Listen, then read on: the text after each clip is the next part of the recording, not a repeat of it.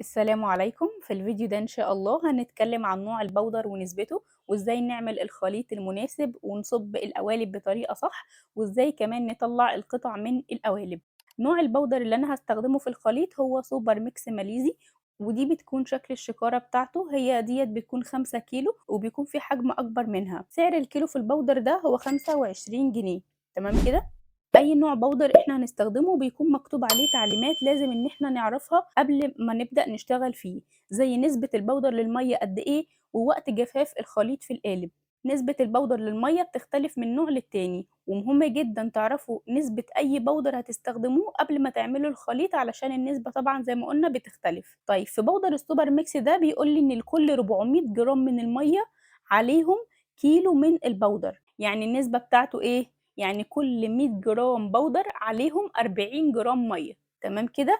طب أنا حبيت أزوّد البودر شوية، حبيت أعملهم 200 جرام، يبقى خلاص يبقى ال200 جرام هاحط لهم 80 جرام مَيّة، وهكذا كل ما أزوّد 100 جرام بودر هاحط قدّامهم 40 جرام من المَيّة. بعد كده وقت جفاف الخليط بقى بيكون قد إيه، هو بيقول لي إن من 15 دقيقة ل20 دقيقة الخليط هيكون نشف، بس الأفضل في أي نوع بودر إن أنا أصبر عليه من نُص ساعة لساعة، علشان أضمن إن الخليط يكون نشف كويس، ولو القطعة فيها أي تفاصيل ما تتكسرش مننا وإحنا بنطلّعها. أنتم مثلًا هتلاقوها بعد تِلت ساعة لو جيتوا جسّيتوا القالب هتلاقوا إن هو فيه سخونية، المفروض ما تطلّعوهوش في الفترة دي، يبقى تستنوا شوية كمان بعد كده هتيجوا تجسّوه تاني هتلاقوا إن هو السخونية راحت منه وما بقاش فيه سخونية، فكده الخليط نشف، فممكن تطلّعوه بعدها، بس الأفضل زي ما قُلنا إن إحنا نصبر ساعة.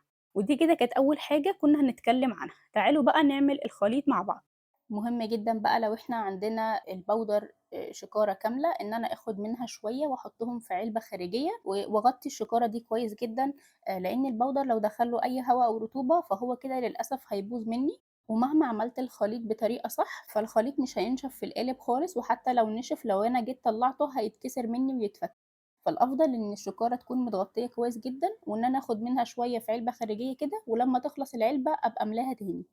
في بقى طريقتين علشان أعمل الخليط، أول طريقة إحنا قُلناها وإحنا بنقول النسب اللي هي لو أنا مثلًا عايزة أعمل بطريقة الميزان، فالنسبة بتاعتي هتكون كل 100 جرام من البودر عليهم 40 جرام من المَيّة، فلو أنا عندي ميزان وحابة أعمل بالطريقة دي فهيكون كده، دي النسبة بتاعتي. طيب أنا لو أنا ما عنديش ميزان ومش حابة أعمل بالطريقة دي، ففي طريقة تانية ودي أسهل طريقة ممكن نعمل بيها أي نوع بودر عمومًا، الطريقة اللي هي طريقة إن أنا أعاير بالكوبايات. إزاي؟ يعني كوباية مثلًا البودر بتاعي السوبر ميكس بيقول لي كل كوباية مَيّة عليها كوبايتين ونُص من البودر، النسبة دي لبودر السوبر ميكس اللي إحنا بنستخدمه مع بعض ده، فكل بودر طبعًا بيكون ليه نسبة غير التانية، يعني مثلًا لو البودر اللي أنا شغالة فيه جبس فهيكون كل كوبايتين جبس عليهم كوباية واحدة من المَيّة، قبل ما أبدأ لازم أعرف نسبة المَيّة للبودر قد إيه قبل ما أبدأ أعمل الخليط، تمام؟ ولازم الكوباية اللي أنا أعاير بيها المَيّة تكون نفس الكوباية اللي أنا هاعاير بيها البودر. هنحتاج بقى علشان نعمل الخليط أول حاجة طبعًا البودر وبعد كده المَيّة، وهنحتاج الكوبايات اللي إحنا هنعاير بيها وكمان الكحول والحاجة اللي هنقلّب فيها الخليط ومعلقة أو أي عصاية عشان نقلّب بيها. أول حاجة هنحط المَيّة، إحنا قُلنا لكل كوباية مَيّة كوبايتين ونُص من البودر صح كده؟ فأنا هاحط هنا كوبايتين من المَيّة وهاحط عليهم 5 كوبايات من البودر، يعني كل كوباية مَيّة ليها كوبايتين ونُص من البودر. ولازم إن أنا أحط المَيّة الأول وبعد كده أحط عليها البودر، ما ينفعش إن أنا عشان البودر هيتكتل مني والخليط مش هيطلع بطريقة مضبوطة. هنحط البودر واحدة واحدة بالتدريج كده زي ما أنتم شايفين، دي كده أول كوباية، هنملى الكوباية التانية وهنحطها بالتدريج كده برضه، وهابدأ أقلب الخليط بالراحة علشان يدوب كويس، هافضل أحط شوية بشوية وأقعد أقلبهم كده بالراحة، علشان لو في أي تكتلات تدوب مني.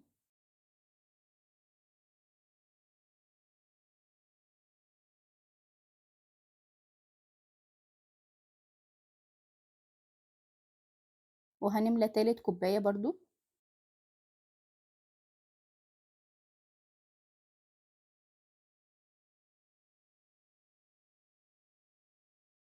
وهنفضل نضيفها بالتدريج برضه وهنقلب.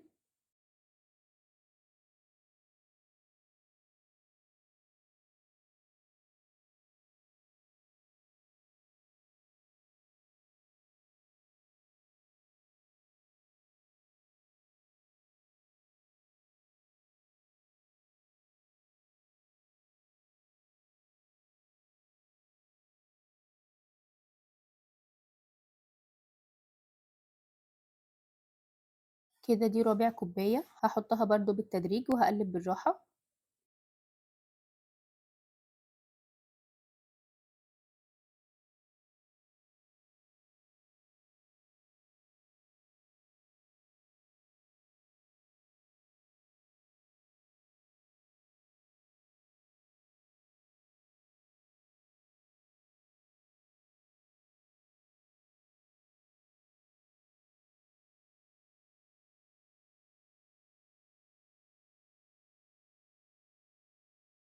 ودي كده الكوباية الخامسة.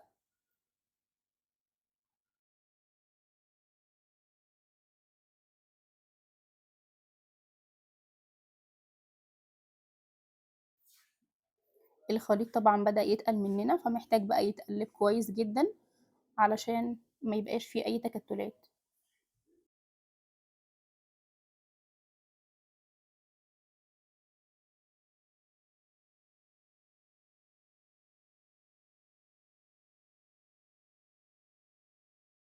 كده أنا ضِفت ال5 كوبايات كلّهم، هابدأ بقى أقلّب الخليط كويس جدًا.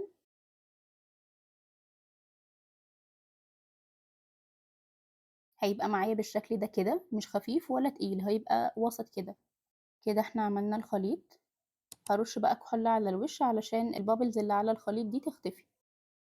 هنجيب بقى القوالب بتاعتنا اللي إحنا هنصُب فيها الخليط، ومهم جدًا إن أنا أكون منضّفة القوالب قبل ما أعمل الخليط، يعني ما ينفعش إن أنا أعمل الخليط وبعدين أكتشف إن القوالب لسه مش نضيفة ومش جاهزة إن أنا أصُب فيها، طبعًا الخليط هينشف مني ويبوظ، فلازم القوالب تكون نضيفة ومتنشفة قبل ما أعمل الخليط علشان لمّا أعمل أصُب على طول. أول خطوة بنعملها إن إحنا بنرُش كحول في القالب كده قبل ما نصُب فيه، ونصُب شوية من الخليط في القالب، طبعًا مش هنملى القالب كلّه، لأ إحنا هنحط شوية بس من الخليط، وهنقعد نهز في القالب كده ونخبّطه علشان لو في أي فراغات تتملي والقطع ما يطلعش فيها أي bubbles. هاحط تاني شوية من الخليط، وبرضه هافضل أخبّط في القالب وأهزه،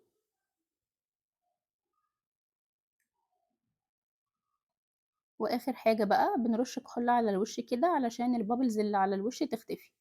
ما ينفعش إن أنا أصُب القالب كلّه مرّة واحدة، لازم إن أنا أحُط شوية وأفضل أخبّط وأهِز في القالب، وبعد كده أحُط شوية كمان وأهِز تاني، علشان ما يطلعش في القطعة أي عيوب أو أي bubbles. لو أنا صبّيت القالب كلّه مرّة واحدة، القطعة هيطلع فيها عيوب كتير جدًا، فلازم أصُب الخليط شوية بشوية. بعد كده هارُش كحول في قالب المبخرة، وهابدأ أحُط فيها شوية من الخليط،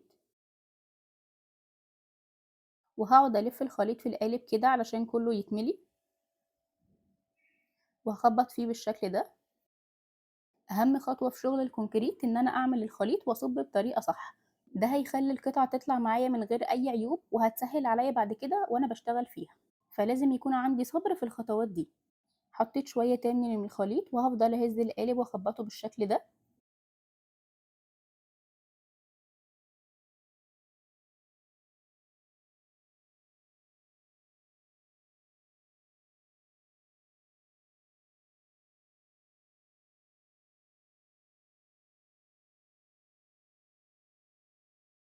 هنرُش برضه على الوش كحول كده علشان لو في أي bubbles تختفي معايا، هنرُش برضه كحول في قالب الفازة، وهنصُب شوية من الخليط، وهنخبّطه كده، وهنبدأ نلِف الخليط في قلب القالب كده علشان كل التضليعات اللي في الفازة دي تتملي.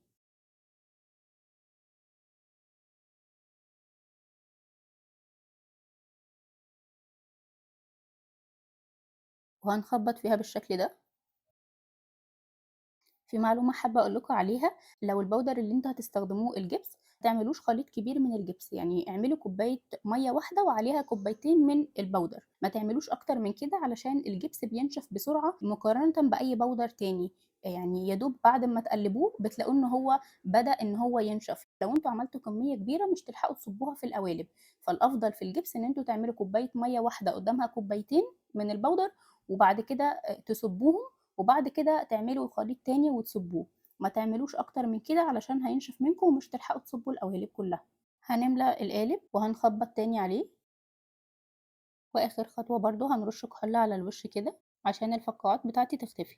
أنا بقى اتبقى معايا شوية خليط، حابة إن أنا أصب معاكم كوستر المروحة ده، الكوستر ده أنا هتلاقوني إن أنا عاملة فتحة فيه كده بالمقص من الجزء الرفيّع ده منّه، علشان وأنا باطلّع القطعة من القالب ما تتكسرش، الجزء ده طبعًا رفيّع جدًا، فوأنتم بتطلّعوا القطعة احتمال كبير جدًا يتكسر معاكم، فالحل في القالب ده أو أي قالب بيكون فيه أي جزء رفيّع كده، إن إحنا نعمل فتحة بسيطة بالمقص كده، بس طبعًا ما نقصش الجزء الرفيّع ده كلّه لأ، هنسيب جزء من فوق من غير طبعًا ما يكون مقصوص، يعني هو هنفتح فتحة بسيطة كده علشان أنتم في الأول جرّبوا لو القطعة طلعت معاكم سليمة خلاص ما تقصوش القالب.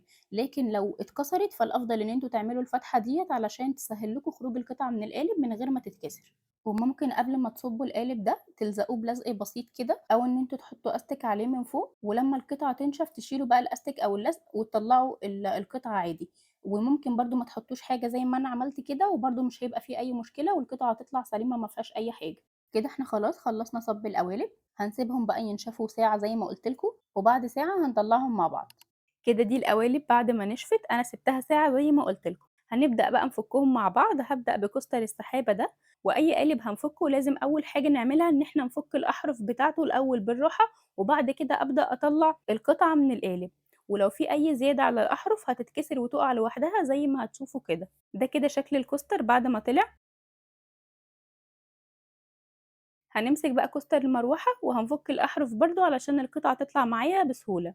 هنطلّع بقى بالراحة الجزء الرفيّع ده وهو هيطلع معايا بسهولة عشان زي ما قُلت لكم أنا عاملة فتحة بالمقص عشان تسهّل لي خروج القطعة من القالب من غير ما تتكسر. أنتم ممكن الأول تجرّبوا تصُبّوا في القالب قبل ما تقصّوه، لو عرفتوا إن أنتم تتعاملوا مع القالب وتطلّعوا القطعة سليمة من غير ما تتكسر فخلاص كويس جدًا اتعاملوا على كده. لو اتكسرت منّكم أول مرّة يبقى الأفضل إن أنتم تعملوا الفتحة اللي أنا قُلت لكم عليها دي علشان تسهّل لكم خروج القطعة.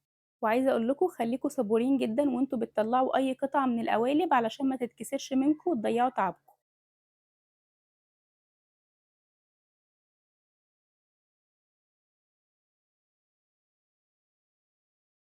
هنفُك بقى مع بعض المبخرة، هنبدأ برضه بالأحرف زي ما عملنا، وهنخرّج القطع بالراحة من القالب،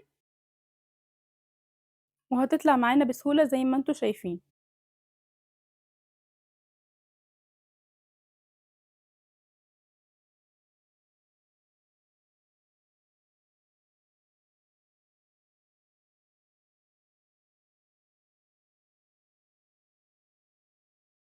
وبرضه في قالب الفازة هنفُك الأحرف بتاعته بالراحة، والزيادة هتتكسر معانا وتُقع كده عادي. وهنمسك القالب من الأجناب وهنبدأ ننزّلها لتحت كده وهتخرج معانا بسهولة. أهم حاجة بقى نركّز وإحنا بنخرّج الجزء اللي فوق من الفازة ده علشان ما يتكسرش منّي، فخلّيكم حريصين جدًا وأنتم بتطلّعوه، ولازم القطعة تكون نشفت كويس علشان ما تتكسرش وإحنا بنطلّعها، تمام كده؟ يبقى لازم القطعة تكون نشفت في القالب كويس. الحمد لله القطع كلّها طلعت ناعمة وما فيهاش أي bubbles أو عيوب زي ما أنتم شايفين كده، فلو مشيتوا على الخطوات اللي إحنا قُلناها في عمل الخليط والصَّب، القطع هتطلع معاكم زي ما أنتم شايفين من غير أي عيوب، كل اللي هتحتاجه الصنفرة العادية البسيطة من تحت بس.